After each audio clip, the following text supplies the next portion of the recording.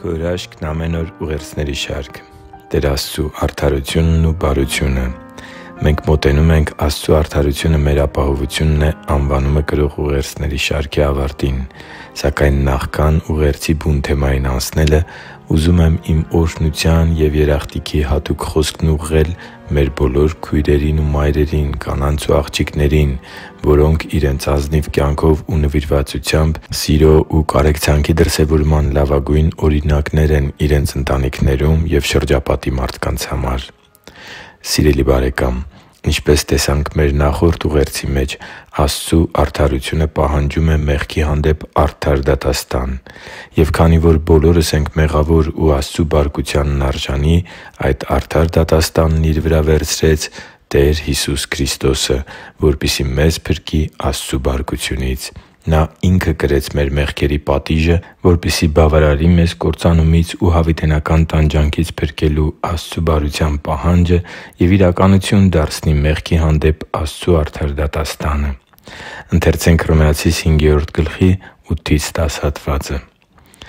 «Աստված մեր նկատմամբ Իր սերը հայտնեց, երբ մենք դեռ մեղավոր էինք. Քրիստոսը մեզ համար մեռավ։ Ապա որքան առավել հիմա, երբ Նրա արյունով արդարացած ենք, Նրա բարկությունից փրկված կլինենք։ Որովհետև եթե այն ժամանակ, երբ թշնամի էինք Աստծուն, Նրա հետ հաշտվեցինք Իր Որդու մահով, ապա որքան առավել կփրկվենք Նրա կյանքով,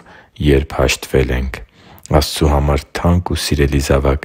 Աստված սիրում է բոլորին, անգամ այն մարդկանց, որոնց մեր պատկերացմամբ հնարավոր չէ սիրել։ Աստված բոլորի փրկությունն է փափագում։ Նա ամբողջ աշխարհի համար է զոհել Իր միածին Որդուն։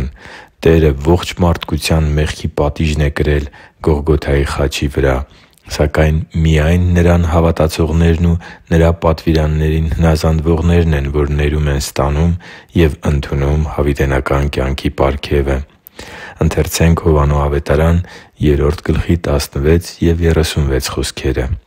«Աստված այնքան սիրեց աշխարհը, որ Իր միածին Որդուն տվեց, որպեսզի ով Նրան հավատում է, չկորչի, այլ հավիտենական կյանք ունենա։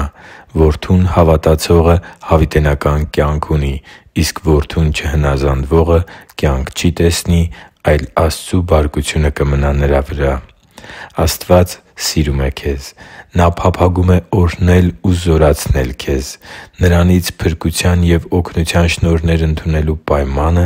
հավատն է, և այդ հավատն ապացուցող հնազանդությունը Տեր Հիսուսի փոխանցած ճշմարտություններին։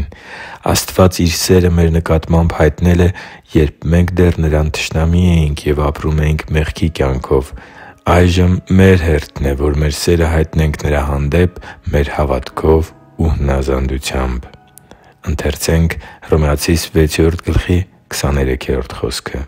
«Որովհետև մեղքի հատուցումը մահն է,